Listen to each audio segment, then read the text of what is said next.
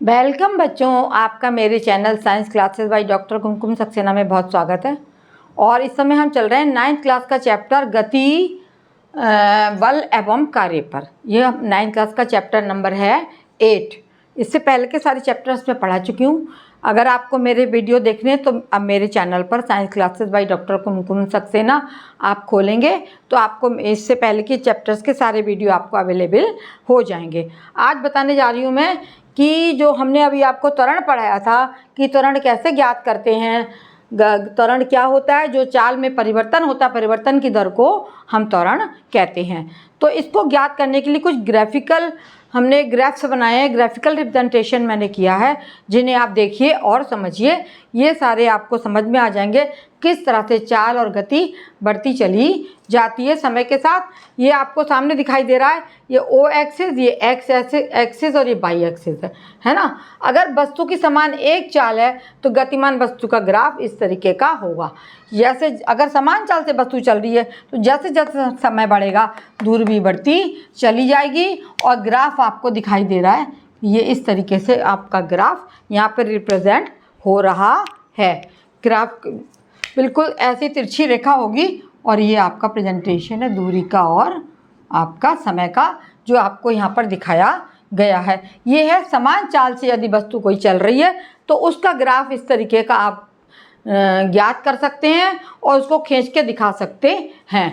अब दूसरी बात आती है, असमान चाल से यदि कोई वस्तु चल रही है तो असमान चाल का ये दिखाया गया है यदि चाल घट रही है ना। समय के साथ यदि वस्तु की चाल घट रही है, पहले उस 1 घंटे में माना वो 10 किलोमीटर गया, दूसरे घंटे में 8 किलोमीटर गया, तीसरे घंटे में 5 किलोमीटर गया, तो इस तरीके का ग्राफ आपको पता मिलेगा। घटती चाल से गतिमान वस्तु, यहाँ पे समय दिखाया गया है और यहाँ पर दूरी को एस, वाई एक्सिस पे दूरी और एक्स एक्सिस पे समय को दिखाया गया है।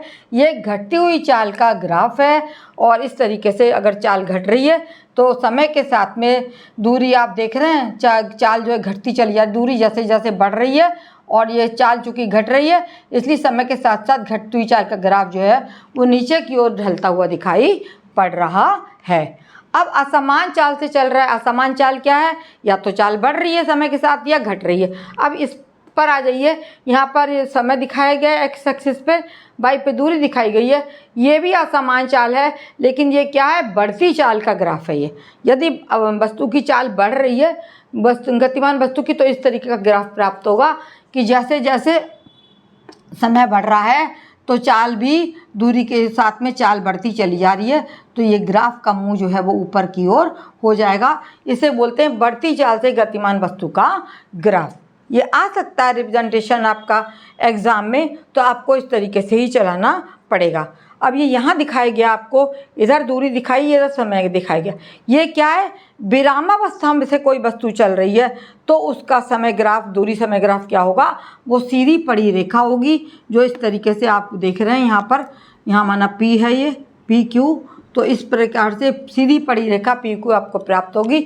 यदि विरामावस्था में से कोई वस्तु चल रही है तो क्या होगा कि उसका समय दूरी ग्राफ, दूरी के साथ उसका समय जो है, समय के साथ उसकी दूरी बिल्कुल क्या होगी? स्थिर होगी। और इस प्रकार से ये ग्राफ एक सीधी पड़ी रेखा में आप प्रदर्शित कर सकते हैं। इसी प्रकार से समय दूरी ग्राफ एक ये दिखाया गया है कि कहीं पर चाल घट रही है, यहाँ से यहाँ तक आया तो क्या हो रहा है? दूरी बढ़ने के साथ साथ समय जो है वो चाल बढ़ी और बाद में क्या हो गया?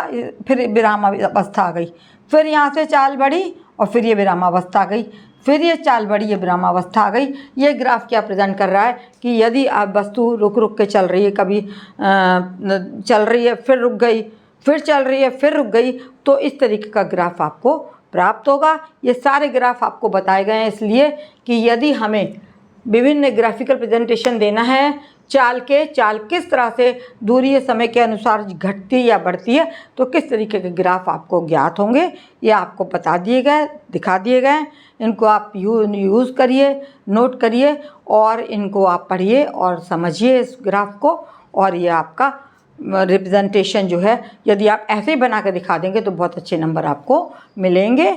मेरे चैनल को आप सब्सक्राइब करिए यदि सब्सक्राइब नहीं किया है बच्चों जिन्होंने, और अपने मित्रों में शेयर करिए, क्योंकि ये बिल्कुल ऑनलाइन फ्री क्लासेस हैं जिनके लिए आपको ना किसी अप्रोच की ज़रूरत है, ना पैसा देने की ज़रूरत है। केवल आपको मेरा चैनल खोलना है और आपको लाइक करना है, कमेंट करना है कमेंट बॉक्स में, और लाइक अवश्य करें, शेयर करें। धन्यवाद।